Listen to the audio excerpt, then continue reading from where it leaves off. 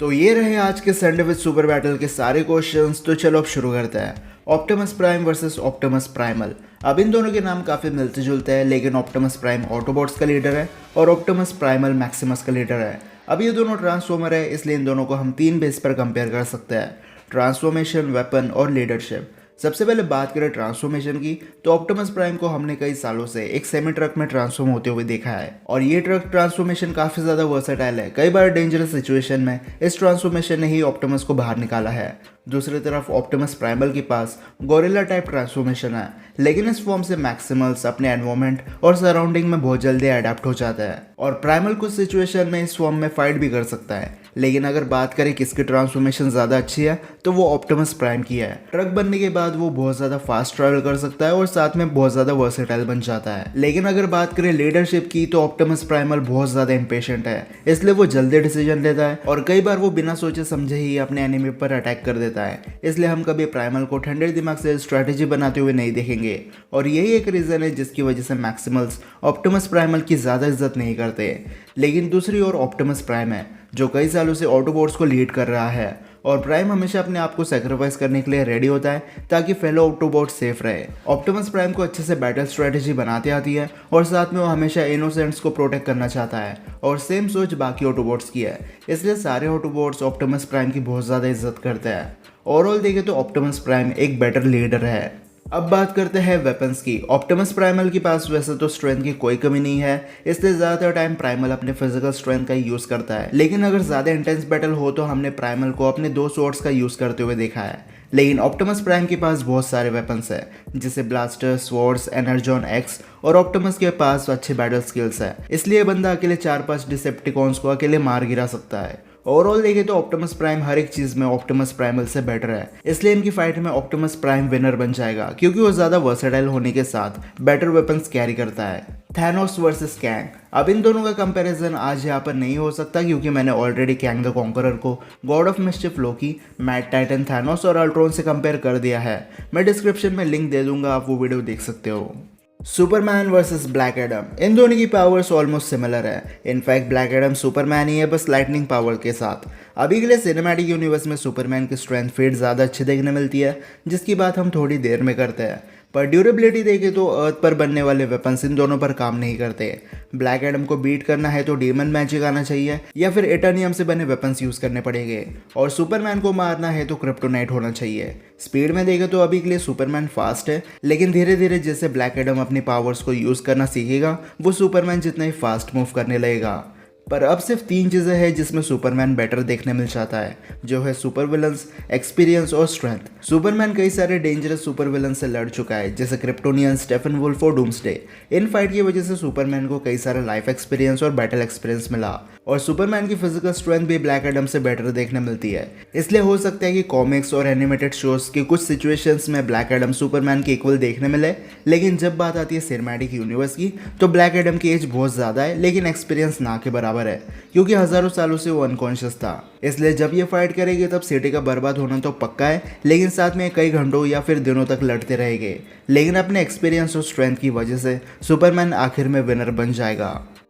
शांग-ची versus Spiderman. Comparison करने से पहले इन दोनों के पास क्या एडवांटेज है वो पहले देख लेते हैं। शांग-ची एक फाइटर है जिसे बचपन से फाइट और क्रिमिनल बनने की ट्रेनिंग मिली है, इसलिए शांग-ची को कई सारे फाइटिंग टेक्निक्स पता है। लेकिन साथ में शांग-ची विंड को मैनिपुलेट कर सकता है, जिससे वो 10 रिंग्स की डायरेक्शन को बीच हवा में चेंज कर सकता है और छोटे एयर ब्लास्ट प्रोड्यूस कर सकता है। पर मैंड्रिन के 10 रिंग्स अब शांग-ची के हो चुके हैं, इसलिए बंदा अब 10 रिंग्स को यूज कर सकता है, जो इसकी बेसिक ह्यूमन एबिलिटीज को सुपर ह्यूमन लेवल पर ले जाती है और 10 रिंग्स से ही शांग-ची ने ड्वेलर इन द डार्कनेस को मार गिराया था। लेकिन अगर हम स्पाइडरमैन के आयरन स्पाइडर वर्जन को ले तो अब स्पाइडरमैन के पास अपने स्पाइडर सेंस तो है ही, जिससे वो अपने ऊपर आने वाले डेंजर को भाप सकता है। लेकिन आयरन स्पाइडर सूट पीटर का सबसे एडवांस सूट है जो नैनोटेक से बना है, इसलिए काफ़ी ज़्यादा ड्यूरेबल है। इसमें 500 से ज़्यादा वेब शूटिंग मोड्स है। इस सूट ने थैनोस के हाथों से मार भी खा रखी है और इसमें खुद का आर्टिफिशियल इंटेलिजेंस है जो टाइम आने पर पीटर को प्रोटेक्ट और अटैक करने में मदद करता है। और इंस्टेंट किल मोड को हम कैसे भूल सकते हैं। इस मोड को एक्टिवेट करने पर सूट एग्रेसिवली एक्ट करने लगता है। ये मोड एक्टिवेट करने पर पीटर को कुछ करने की जरूरत नहीं है, सूट अपने आप अपने एनिमी को धो डालता है।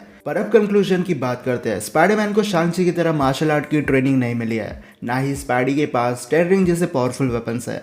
लेकिन स्पाइडरमैन के पास अपने स्पाइडर सेंस है जिससे वो शांग-ची के फास्ट अटैक को डॉज कर सकता है। पीटर काफी ज्यादा वर्सेटाइल और एजाइल है और स्पाइडी 500 से ज्यादा डिफरेंट वेब शूटिंग तरीके से शांग-ची पर अटैक कर सकता है। ऊपर से स्पाइडर अपने सूट के बिल्ट इन आर्टिफिशियल इंटेलिजेंस से मदद ले सकता है इस फाइट को जीतने में। इसलिए शांग-ची से फाइट करना और उस बैटल में जीत जाना स्पाइडरमैन के लिए थोड़ा डिफिकल्ट हो सकता है, लेकिन इम्पॉसिबल नहीं है। इसलिए स्पाइडरमैन को थोड़ी स्ट्रगल करनी पड़ेगी, लेकिन आखिर में वही इस बैटल में विनर बन जाएगा। Gorr versus Kang and Hela versus Kang. अब हेला और गॉर दोनों थॉर के सुपर विलन्स है। दोनों गॉड ऑफ थंडर से लड़ चुके हैं और हेला ने भी एसगार्डियन गॉड्स को मार रखा है और गॉड बुचर ने तो कई सारे गॉड्स का चैप्टर अपनी नेक्रोसोर्ड से क्लोज किया है। इनफैक्ट गॉर ने वैल्करी जिसके पास थंडरबोल्ट था और 2 थॉर से लड़ाई की है। पर कैंग की बात अलग है। जिस कैंग को हमने क्वांटम रियलम में देखा था वो अपने फुल पोटेंशियल पर नहीं था। अगर उसके पास टाइम मैनिपुलेट करने की एबिलिटी होती तो वो सबका एग्जिस्टेंस वही खत्म कर सकता था। कैंग ने ना जाने कितने टाइमलाइंस को बर्बाद किया है और कैंग ने कई सारे थॉर और एवेंजर्स के वेरिएंट्स को भी मार रखा है। तो जो बंदा थॉर को दूसरे टाइमलाइंस में मार सकता है उसे अगर अपने टाइम चेयर मिल जाए तो वो गॉर और हेला के साथ उनके टाइमलाइंस को भी मिटा कर रख देगा और ऐसा करना उसके लिए कोई बड़ी बात नहीं है। कैंग की टेक्नोलॉजी इतनी एडवांस ऑलरेडी है कि गॉर और हेला को उसे समझने में काफी टाइम लग जाएगा और जब तक गॉर और हेला कैंग की पावर्स को समझेंगे कैंग वो टाइमलाइंस को डिस्ट्रॉय कर चुका होगा। इसलिए बिना टाइम चेयर के तो कैंग का जीतना इम्पॉसिबल है, लेकिन टाइम चेयर के साथ वो गॉडेस ऑफ डेथ हेला और गॉर द गॉड बुचर दोनों को मिटा सकता है। मकारी वर्सेस क्विकसिल्वर। अब ये दोनों मार्वल के स्पीडस्टर है। क्विकसिल्वर एवेंजर्स टीम का मेंबर था और मकारी एक इटर्नल है। अब ये दोनों तेज भाग सकते हैं, इसलिए सबसे पहला क्वेश्चन आता है कि कौन ज़्यादा फास्ट है। वैसे मैं रेफरेंस के लिए बता दूं कि ये दोनों ही कैरेक्टर डीसी यूनिवर्स के फ्लैश जितने फास्ट नहीं है, लेकिन कुछ एक्सपर्ट्स ने इन दोनों की स्पीड को कैलकुलेट किया था और उस कैलकुलेशन के हिसाब से क्विकसिल्वर ज़्यादा फास्ट भाग रहा था एज ऑफ अल्ट्रॉन के इवेंट में। अब एमसीयू कभी स्पीडस्टर पर ज़्यादा ध्यान नहीं देता है, इसलिए इनकी स्पीड को एग्जैक्टली कैलकुलेट करना और ये बताने कौन ज़्यादा फास्ट है वो ऑलमोस्ट इम्पॉसिबल है। पर जब ये दोनों फाइट करेंगे तब मकारी के पास एडवांटेज होगा। मकारी को हमने स्पीड ऑफ साउंड के बैरियर को क्रॉस करते हुए देखा है और वो एक इटर्नल है, इसलिए उसकी बॉडी क्विकसिल्वर से ज़्यादा ड्यूरेबल और स्ट्रॉन्ग है। ऊपर से मकारी इकरिस से भी लड़ गई थी जो स्ट्रॉन्गेस्ट इटर्नल था उस टाइम पर और साथ में उसकी लेजर को भी डॉज कर रही थी। क्विकसिल्वर भले एक स्पीडस्टर है, लेकिन वो बहुत ज़्यादा लंबे समय के लिए भाग नहीं सकता। हमने उसे स्टेमिना लूज करते हुए देखा है, इसलिए जब इनकी फाइट होगी तब दोनों एक दूसरे की स्पीड से कैचअप तो कर ही लेंगे, पर मकारी को एक इटर्नल होने का एडवांटेज मिलेगा और एक टाइम के बाद क्विकसिल्वर थककर स्लो हो जाएगा। लेकिन मकारी के पंचेस भी काफ़ी ज़्यादा पावरफुल है जो क्विकसिल्वर की बॉडी सहन नहीं कर सकती, इसलिए जब ये दोनों फाइट करेंगे तब मकारी का जीतना पक्का है। लोकी वर्सेस एक्वामैन। अब यहाँ पर एक गॉड ऑफ मिस्chiफ है और दूसरा एटलांटिस का किंग। अब इन दोनों की पावर्स कंप्लीटली डिफरेंट है, इसलिए हमें इनकी एबिलिटीज को कंपेयर करना पड़ेगा।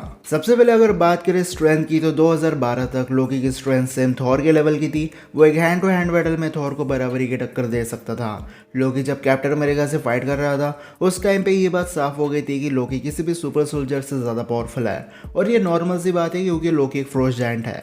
ये बात अलग है कि लोकी सीरीज में लोकी की स्ट्रेंथ लेवल को कम्प्लीटली इग्नोर कर दिया है, लेकिन जब तक लोकी का मैजिक देखने मिल रहा है हमें उसकी फिजिकल स्ट्रेंथ से कोई लेना देना नहीं है। पर दूसरी तरफ एक्वामैन की स्ट्रेंथ लेवल पानी में एक अलग ही लेवल पर चली जाती है। ये सीधा एक सबमरीन को लिफ्ट कर रहा था और हमने एक्वामैन को दूसरी हैवी चीज़ों को भी लिफ्ट करते हुए देखा है, पर हम लोकी की फ्रोज जायंट वाली फिजियोलॉजी को भी इग्नोर नहीं कर सकते। इसलिए अभी के लिए हम ऐसा बोल सकते हैं कि इन दोनों की स्ट्रेंथ लेवल सेम लेवल पर है। बात करें ड्यूरेबिलिटी की तो एक्वामैन पर इंसानी वेपन का असर नहीं होता है। उसकी स्किन को कट करने के लिए एटलांटियन या फिर एलियन मेटल्स की नीड है और साथ में एक्वामैन सुपरमैन का पंच भी खा चुका है और एटलांटियन के कई सारे लेजर्स भी अपने बॉडी पे झेल चुका है। लेकिन लोकी भी कम नहीं है, ये बाइफ्रोस्ट ब्रिज के एक्सप्लोजन को सरवाइव कर गया था। ये हल्क स्मैश से भी जिंदा बच गया और अभी लोकी सीजन 2 में टेम्परल ऑरा के रेडिएशन की वजह से मोबियस का सूट ऑलमोस्ट खत्म हो गया था।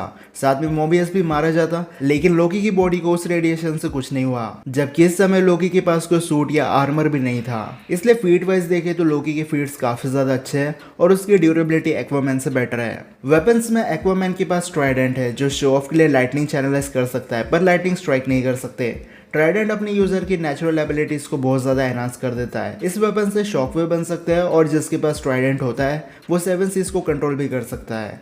पर लोकी के पास कई सारे वेपन्स देखने मिले, जैसे नॉर्मली वो अपने डैगर्स का यूज करता है। दिखने में तो ये नॉर्मल है, लेकिन ये ओरो मेटल से बने आर्मर्स को भी कट कर सकता है। फिर कास्केट ऑफ एंशिएंट विंटर्स, जिससे एक पूरे प्लेनेट को आइस का बना सकता है। और एसगार्डियंस में सिर्फ लोकी इसे यूज कर सकता है क्योंकि वो बाय बर्थ एक फ्रोस्ट जायंट है। लोकी स्पेयर गंगनीर को भी यूज कर चुका है, जो एसगार्ड की किंग का प्राइमरी वेपन है, और वो सेप्टर जिसमें माइंड स्टोन था, लेकिन वो लोकी का पर्सनल वेपन नहीं है। अब दोनों की वेपन्स काफी डेंजरस है, लेकिन कास्केट ऑफ एंशिएंट विंटर्स एक प्लानिटरी लेवल का वेपन है। अगर एक्वामैन 7 सीज को लोकी के खिलाफ कर देगा तो लोकी इस कास्केट से पूरे प्लेनेट को एक बर्फ में जमा के रख देगा। पर अब बात करते हैं कि विनर कौन बनेगा। अब हैंड टू हैंड बैटल में ये दोनों ऑलमोस्ट सिमिलर है, लेकिन लोकी के पास कुछ एडिशनल पावर्स है जिसके सामने एक्वामैन जीत नहीं सकता। जैसे लोकी के पास टेलीकिनेसिस है, जिससे वो चीज़ों को बिना टच के मूव कर सकता है, किसी भी चीज़ को छुपा देना, इल्यूजन बनाना, और अभी तो लोकी एनर्जी ब्लास्ट और शैडो किनेसिस भी कर सकता है। लोकी ने ना जाने कितने बार अपने इल्यूजन से थॉर को ऑलमोस्ट मार दिया था। गॉड ऑफ मिस्टिक बहुत ज़्यादा स्मार्ट है, उसे पता है कि अपने एनिमी को कैसे मैनिपुलेट करना है, और अपने इल्यूजन्स और एसगार्डियन मैजिक से वो एक्वामैन को भी परेशान करके रख देगा। अगर लोकी ने सिर्फ अपने इल्यूजन बना दिया तो एक्वामैन के लिए बहुत हार्ड हो जाएगा लोकी को ढूंढना और उसे मारना। इसलिए स्ट्रेंथ वाइज ये दोनों इक्वल है, पर मैजिकल एबिलिटीज और एक फ्रोस्ट जायंट होने की वजह से लोकी एक्वामैन को बीट कर सकता है। लेकिन लोकी की जीतने के साथ ही आज के सारे साइंटिफिक सुपर बैटल के क्वेश्चंस खत्म होते हैं।